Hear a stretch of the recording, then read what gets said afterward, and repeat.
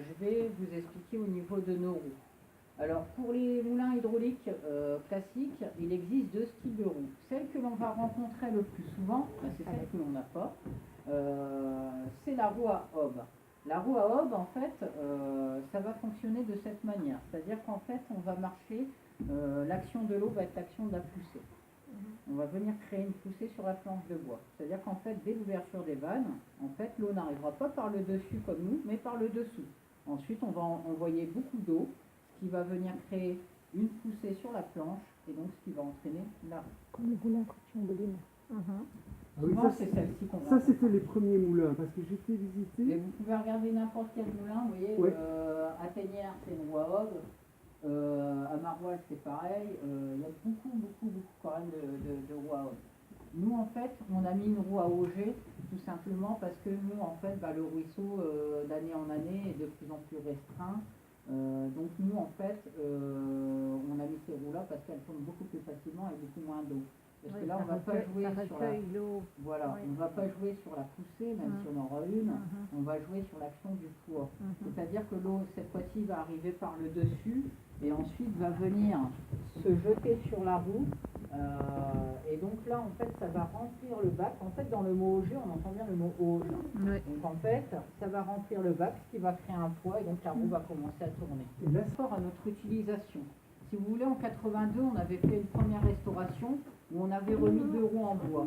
Mais elles n'ont pas tenu longtemps, tout simplement parce que à l'époque, un meunier les faisait tourner 24 heures sur 24. La roue ne s'arrêtait jamais. Donc elle n'avait pas le temps de sécher. Elle avait tout le temps contact à l'eau. Nous, en fait, on la faisait tourner quand il y avait des visiteurs. Ensuite, on l'a stoppée, ce qui fait qu'elle avait contact avec l'eau, ensuite avec l'air. Ça sèche, ça gonfle. Et ça casse. mais à l'origine, c'était en bois. À l'origine, c'était en bois. D'accord. Nous, en fait, si vous voulez, c'est par rapport à notre utilisation.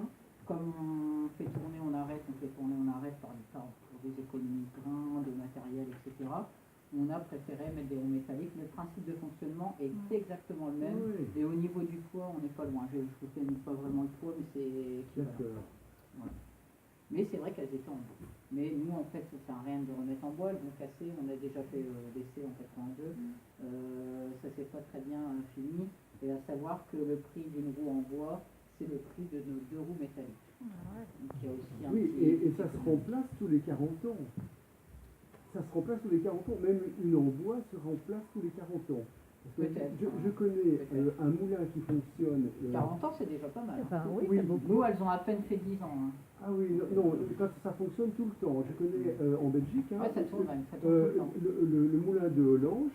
Donc ils doivent remplacer complètement la route tous les 40 ans. Ah ouais, Et pourquoi le meunier a formé un jeune menuisier parce que le vieux menuisier serait mort avant de remplacer la roue. Alors, Donc il lui a enseigné comment refaire une roue. Ah ouais, parce que La c'est dernière technique, fois qu'il l'a fait. Ah d'accord, eh ben c'est bien.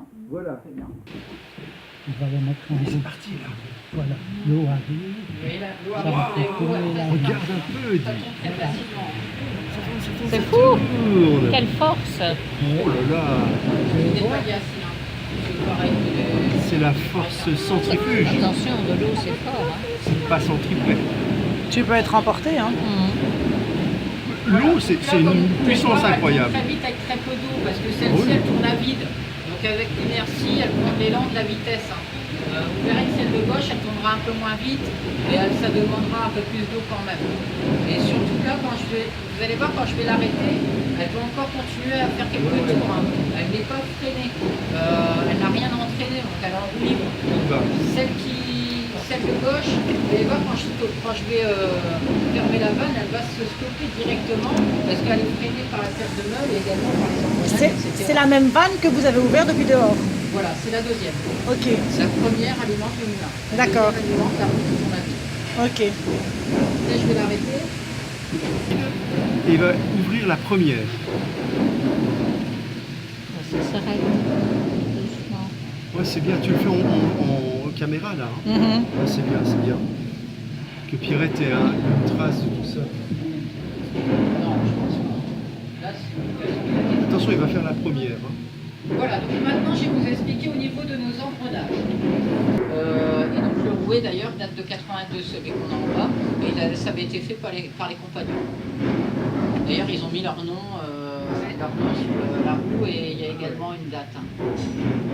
Alors, au niveau des engrenages, on va bien sûr retrouver la roue à auger. Cette roue à auger ensuite va entraîner un arbre moteur. L'arbre moteur, c'est une longue tige métallique qui va aller de la roue à auger jusqu'à la fin des engrenages. Sur cet arbre moteur est positionné un engrenage que l'on appelle le rouet. Le rouet, c'est une roue d'1,50 m de diamètre qui est crantée. Et donc, comme le rouet repose sur l'arbre moteur et que l'arbre moteur tourne, le rouet va se mettre à tourner également. Et comme il est cranté, les crans du rouet vont venir entraîner un autre engrenage que l'on appelle la lanterne. Donc là, on va passer d'un mouvement horizontal à un mouvement vertical. Donc ensuite, la lanterne va entraîner un axe principal, qui est l'axe rouge que vous avez juste ici. Cet axe-là va entraîner la meule. Donc là, c'est pas représenté sur la maquette, mais en gros, on a deux fers qui rentrent dans la pierre pour pouvoir l'entraîner. Elles sont là. Alors, au niveau des meules, bien évidemment, elles ne vont pas tourner toutes les deux. C'est logique, sinon le grain de blé il tourne avec. En fait, il y en a une qui est fixe et une qui tourne. Celle qui est fixe, c'est la meule du dessous. Donc comme elle est fixe, on l'appelle la meule dormante ou la meule gisante. Voilà, plus facile à retenir, meule dormante. Ensuite, celle du dessus, c'est encore plus simple. Comme elle tourne, on l'a appelée la meule tournante. Vous voyez, des fois on n'ose pas le dire tellement que c'est facile. On se dit, ils n'ont pas pu l'appeler comme ça. Et si, ils l'ont appelée la meule tournante ou la meule courante. Donc meule dormante ou meule gisante, meule tournante ou meule courante. Donc il y en a qu'une qui est en mouvement.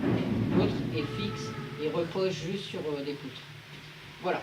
Donc le style de pierre, c'est ce que l'on appelle de la pierre meulière. Alors la pierre meulière, on peut en retrouver en Belgique, en Picardie, mais beaucoup en région parisienne, parce qu'en région parisienne, on en a fait des maisons. Ça veut dire qu'on n'a pas fait que des meules avec cette pierre, on a également fait des maisons, surtout en banlieue, et ces maisons, on les appelle les meulières. D'ailleurs, le mot est assez sympathique et joli.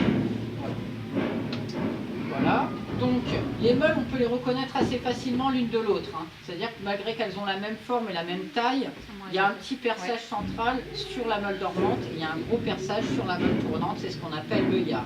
On le voit d'ailleurs sur la meule apparente. Vous voyez, ça c'est une meule tournante. On peut savoir que c'est une meule tournante rien qu'avec le détail, parce que c'est celle qui possède le perçage central. En fait, si ça serait un petit perçage, ce serait la meule dormante. Voilà. Celle-ci, elle a été taillée en un seul bloc, en un seul morceau en carrière. Nous, ce qu'on a remis, c'est du reconstitué. C'est des segments de pierre qui ont été recerclés ensemble pour former une meule. Celle-ci, c'était à l'état neuf, 1,5 tonne, 1500 kg. Nous, ce qu'on a remis, c'est 1,390 tonne, on va arrondir 1,4 tonne. Voilà, 100 kg de différence. Celle-ci, elle est très abîmée parce qu'elle a passé une centaine d'années en extérieur. Donc, dû à la corrosion, au mauvais temps, la pluie, etc. Tous les trous que vous voyez, c'est dû à ça. Normalement, elle est plutôt lisse. Et au niveau de la mouture, ça reste, il y a encore beaucoup de, ça reste encore, c'est pas très fin, quoi. Alors, ça en fait, on va le gérer avec l'écartement des meules. Ça, je vous l'explique à la fin. Donc là, je vais vous expliquer justement au niveau de la fabrication. Donc, au niveau de la fabrication, déjà, on va venir déposer du blé dans ce qu'on appelle la trémie à blé. Donc moi, bien sûr, je mets quelques coupelles directement dans la trémie. Le meunier ne s'embêtait pas à mettre des petites coupelles, sinon à la fin de sa journée, le pauvre, il n'avait pas grand-chose. Donc lui, il envoyait directement le blé du grenier. C'est-à-dire qu'en fait, il y avait le blé qui était stocké au grenier, il y avait ensuite une trappe avec une longue toile qui descendait jusqu'à la trémie, une sorte de toile de jute. Où là, on pouvait envoyer directement pour ce type de moulin par paire de meules. Donc n'oubliez pas que nous, on avait 2 paires de meules.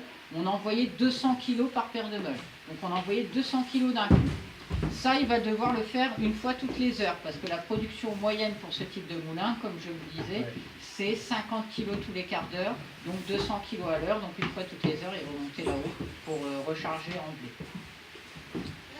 Donc une fois qu'on a mis le blé dans la trémie à blé, d'ailleurs je vais en remettre une petite coupelle, le blé ensuite va se diriger vers l'entonnoir oscillant.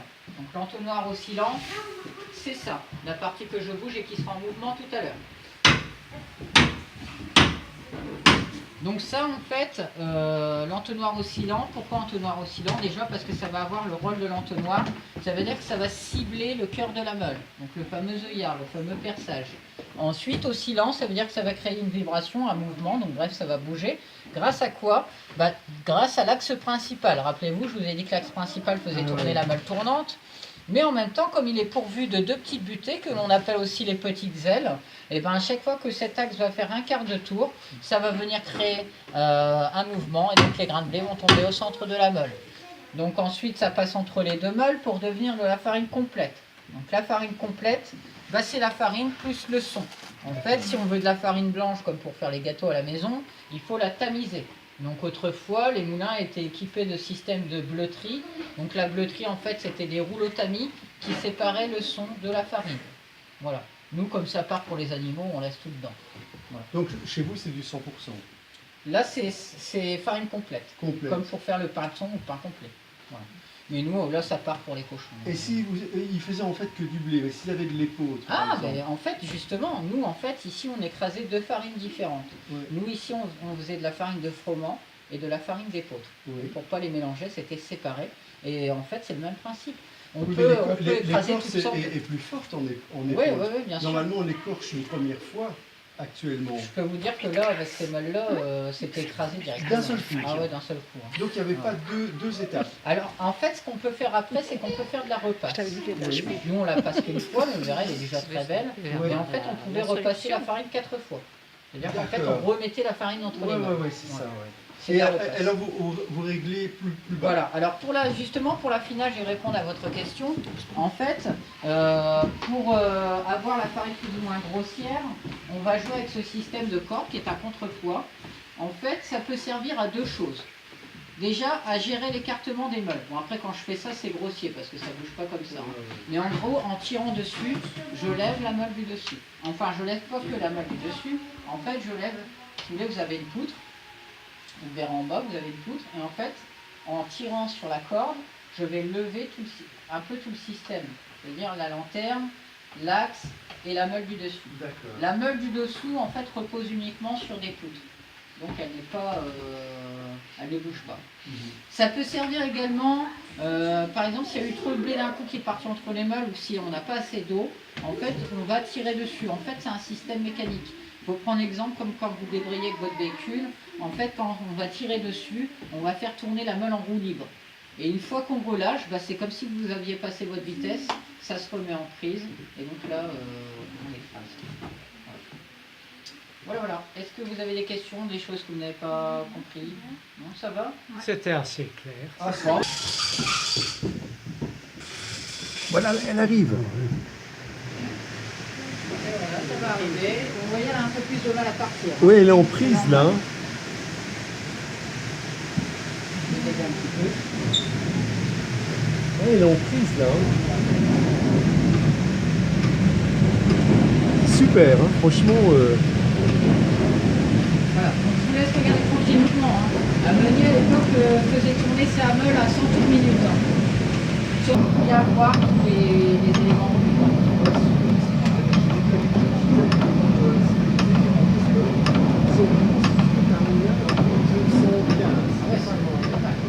Ils sont en train de construire un château féodal. Ah ouais, c'est pas mal ça.